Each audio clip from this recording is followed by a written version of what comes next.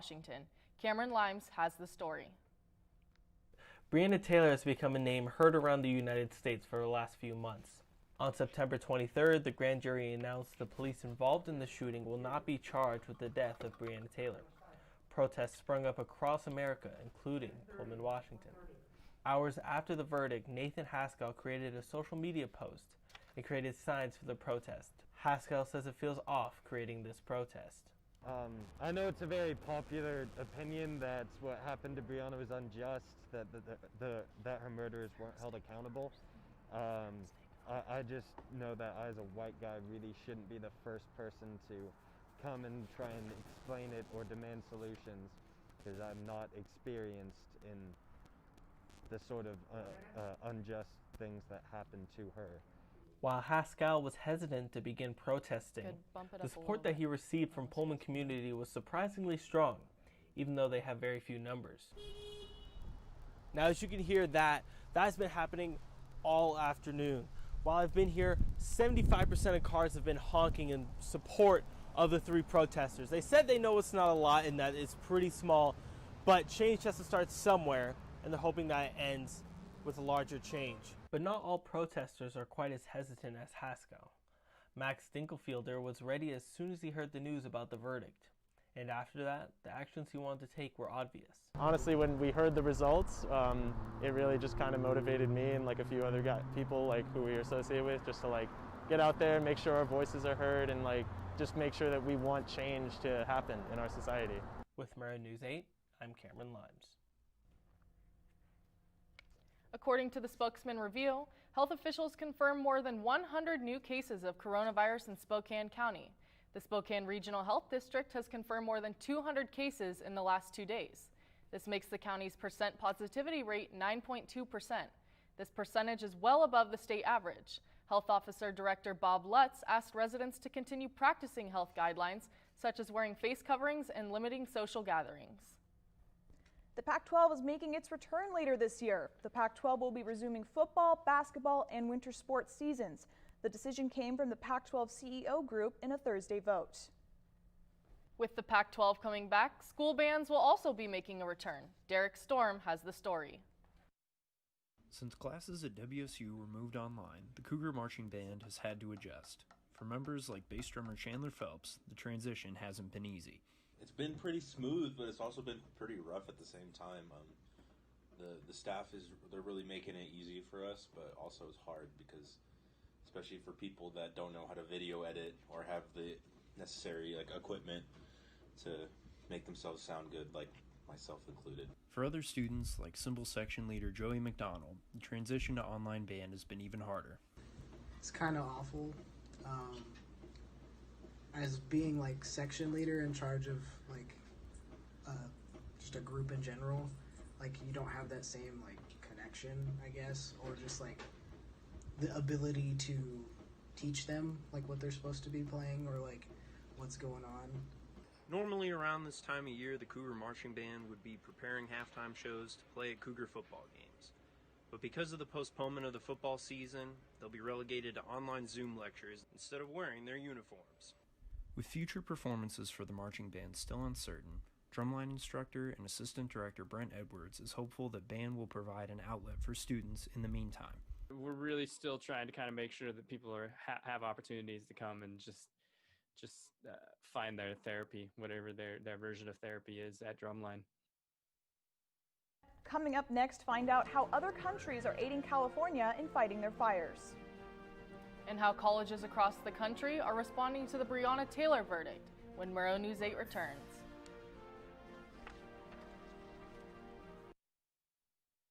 My mother was always very familiar with her neighborhood, but one day she stopped at the stop sign for much longer than usual, and she didn't know whether she should go forward or turn, and she wasn't even really sure where she was at. It was very unsettling for her. I felt so much better after my son told me, "Mom, I don't want you to worry or be afraid. I'll be there for you and we'll figure it out."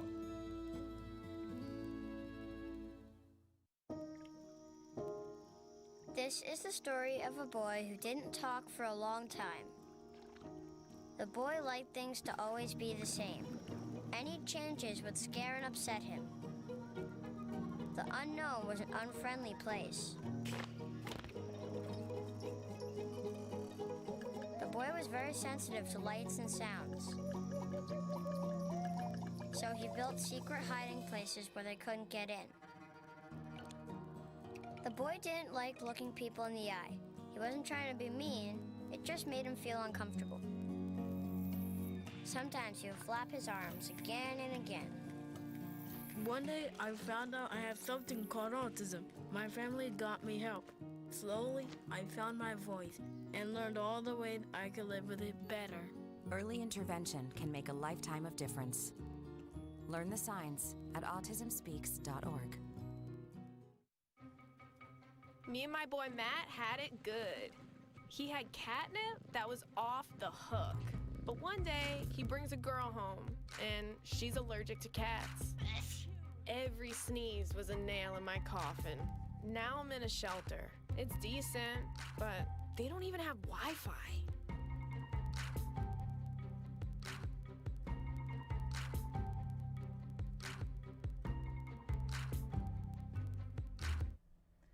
"100 Mexican firefighters arrived in California to help battle wildfires. Members of the 5 crews who hail from 22 different states across Mexico flew into San Bernardino International Airport, where they attended a brief welcome event and orientation before heading to the front lines of the Castle Fire in Tulare County, just south of Sequoia National Park. A Louisville college announced it has canceled classes following the announced charges surrounding the death of Breonna Taylor. Campus Reform on Wednesday said that Bellarmine University President Susan Donovan noticed her students that classes were dismissed after 2 p.m. and all day Thursday. The university also promoted protesting safely, encouraging students to practice social distancing, wear personal protective equipment, and frequently wash their hands. Ruth Bader Ginsburg makes history as the first woman and Jewish person to lie in state at U.S. Capitol. House Speaker Nancy Pelosi began the day's events with a formal arrival ceremony in National Statuary Hall. Lawmakers and guests, including Democratic presidential nominee Joe Biden and his wife Jill Biden, held their hand over their hearts as Ginsburg's casket was placed on the Lincoln catafalque, which first supported President Abraham Lincoln's casket in the U.S. Capitol after his assassination in 1865. President Trump made more baseless claims connecting voter fraud to mail-in ballots Thursday. Trump says he is not sure November's general election will be honest due to the presence of unsolicited mail-in ballots in 9 states and in Washington, D.C. Trump said that he cannot guarantee a peaceful transfer of power Wednesday due to his distrust of mail-in ballots. Police in Vietnam have seized 345,000 used condoms, weighing more than 360 kilograms, that were being repackaged for resale.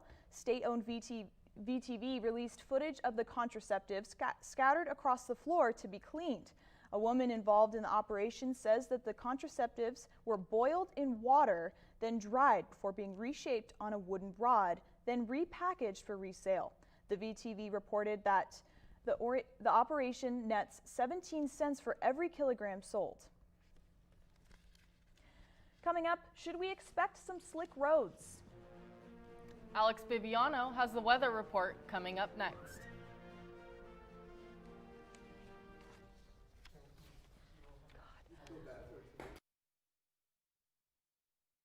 Yeah, we scored going to the playoffs. I can't believe I missed that. Every time I'm buzzed, I spend too much time on my phone. What? I should take your phone away. No. I'll call for a ride. Wait, why does my face look like that? I'm playing with these new face filters. Okay, you know what? Yep, that's mine. I'm gonna need that back. No. Kevin!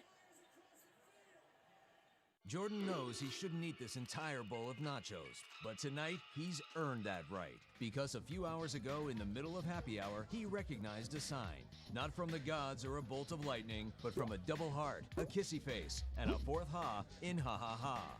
That's when Jordan knew he was buzzed. So when it was time to go, he got a ride home instead of driving. Be a legend like Jordan. Recognize your buzzed warning signs and get a ride home. Buzz driving is drunk driving.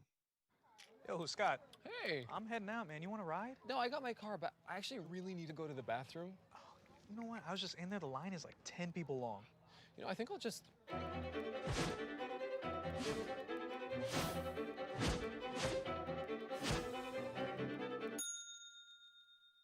Dude, are you okay?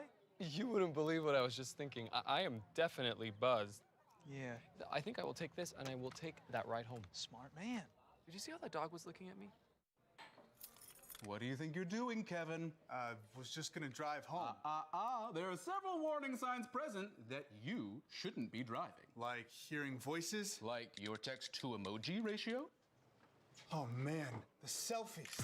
Selfie, nailed it. We all have warning signs that let us know that we're probably not okay to drive. Mine is pretending to be your subconscious. Craig, come on man, let's split a ride home.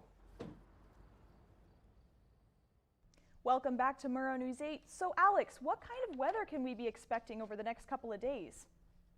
Ariel, it'll be pretty rainy the next 2 days. Friday and Saturday, we'll see showers the entire day. Tomorrow, thankfully Sunday, it's a little better for your weekend activities, for golfing, going outside, going for a run. It'll get a little better.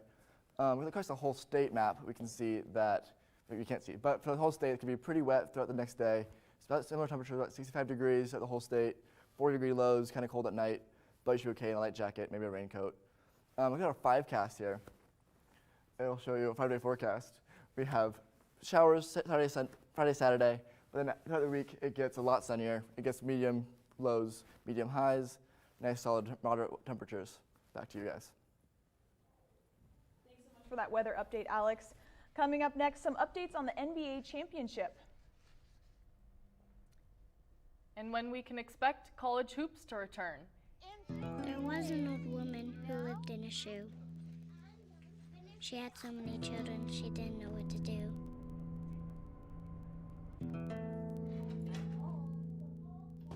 She gave them some broth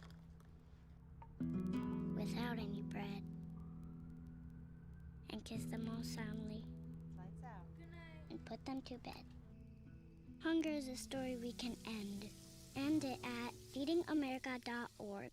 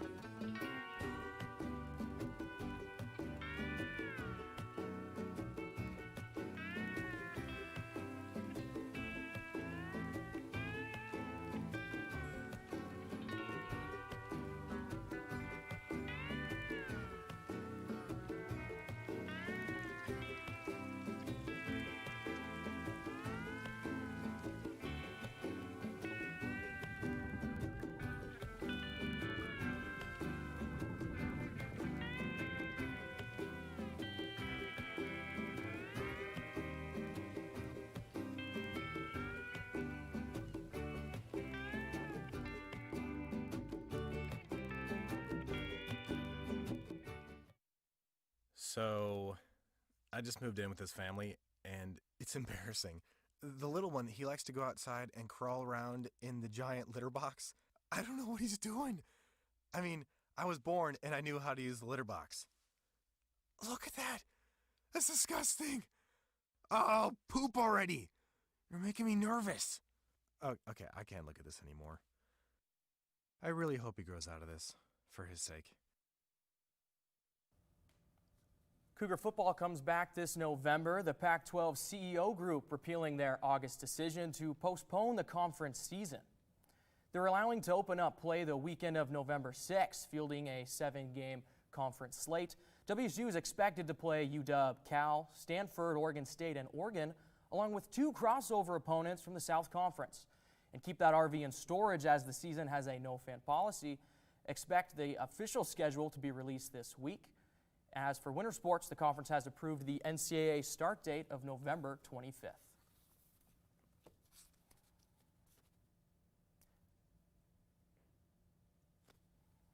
And speaking of winter sports, Texas State head basketball coach Danny Casper resigns from his position this coming 3 months after Washington State guard Jalen Sheed accused him of racially insensitive comments. According to Sheed, Casper said, quote, "He's running like the cops are behind him. And if y'all can say the N-word, that means I can say it, end quote. Texas State accepted the resignation, making no further comments. On the diamond, the Seattle Mariners find themselves eliminated from playoff contention for the 19th consecutive season. The Toronto Blue Jays' 4-1 victory over the New York Yankees iced the playoff race. It gave them the 8th and final seed in the American League playoffs. Seattle pays AL West champion Oakland Athletics a visit to end their season, still donning the longest playoff drought in American sports. Find that first pitch tonight at 6:40 p.m. Thursday Night Football fielded a college rivalry reunion. Washington State's Gardner Minshew and Washington's Myles Gaskin met on the gridiron. Running out of magic, Minshew's Jags fell 31-13 to the Miami Dolphins, completing over 70% of his passes for 275 yards. Minshew failed to throw a touchdown, bringing Jacksonville to 1-2 on the year. Minshew addressed the media postgame. Take a look. Those times, we get the ball moving, and then, something would just kill the drive. There's things we've done in these 3 weeks that have been really good. There's things we've done that are, kind of killing us. So we're going to take this break to, kind of look back, reevaluate, and move forward. Gardner and the Jags suit up next October 4th across from Joe Burrow and the Cincinnati Bengals. Moving on to the hardwood, the Los Angeles Lakers sealed Game 4 of the Western Conference Finals over the Denver Nuggets, 104-108. LeBron James and Anthony Davis combined for 60 points and 14 boards. The tandem put away Jamal Murray's Nuggets after hanging up a 32-piece performance of his own. The Lakers take a 3-1 lead on the series, just one game away from the NBA Finals. A win for LeBron puts him in the NBA Finals for the 10th time in his 17th career, hunting his 4th title. Catch Game 5 tomorrow for a 6 p.m. tip. And over in the Eastern Conference, the Heat are eyeing a trip to the finals themselves for the first time since 2014. A potential reunion. LeBron James led Miami to their last title in 2013 and their most recent trip to the dance a year later. A 5 seed entering the playoffs, Jimmy Butler and company are postseason force, flashing a 11-2 record since they lead the Boston Celtics 3-1 as well. Tipping off Game 5 tonight at 5:30 p.m. That is our world in sports. Today may be a good day for all you food lovers out there. Find out why when we come back.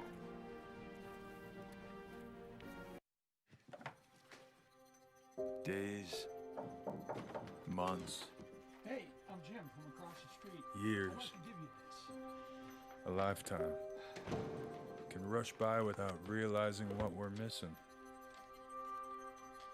But it doesn't have to be that way.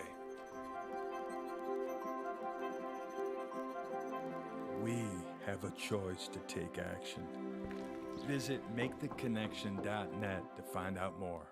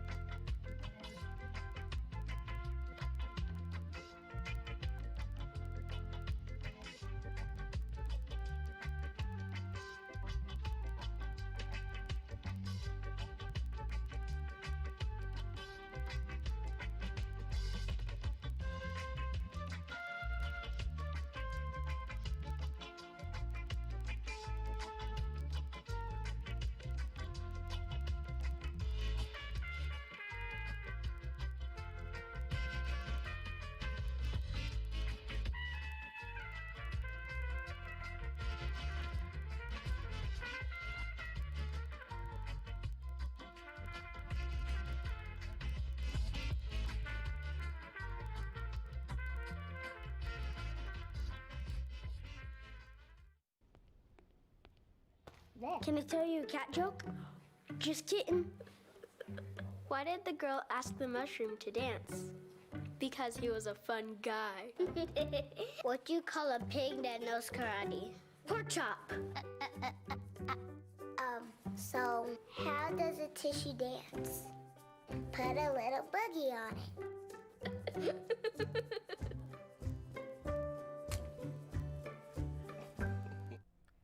How a fire destroyed the town of Malden in a matter of hours. Murrow News 8 reporter Humayun Karam has the story.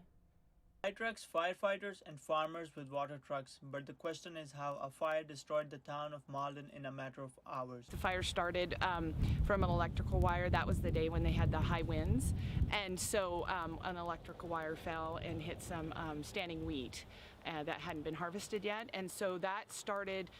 They call it the Bab Road Fire because it started around the Bab Road, which is north of Roselia in Spokane County, and so when and it traveled. It actually went right behind my house, and the flames were right up next to my friend's house on the hill. So we watched it travel. Almost every structure in the small farming town of Malden in eastern Washington state was destroyed by a fast-moving wildfire as high winds created described as a firestorm. There are houses which were luckily not destroyed by wildfire but are affected by the smoke. According to the Sheriff's Office, Malden loses fire station, city hall, library, and most of its homes. There are not many, but only a few homes which got lucky and were not in the range of fire. Some lucky ones, and there's smoke damage to most of the homes, so they're professional cleaning services are coming in and cleaning out the smoke smell. According to Director Whitman County Emergency Management, most of homes are without power. Many families have had to evacuate their homes and many have been lost. Those who are evacuated are currently resided in hotel in Spokane, Red Cross, and some are staying with family and friends. Governor's office and organizations like United Way are playing a vital role in collecting funds and donations for the victims of Malden. They've been very supportive. The churches and the Lions Club, in Roselia has been outstanding, and the community group in St. John and other communities throughout the county, they've just been overwhelming. Officials say that it's a long-term recovery, but people have started to come back to the town. Donations are preferred in monetary way. However, people who want to donate are advised to call United Way of Whitman County so they can discuss what is needed by the community. From Malden, Humayun Khurram, Murrow News 8. Without students on campus, how is the transportation department paying the bills?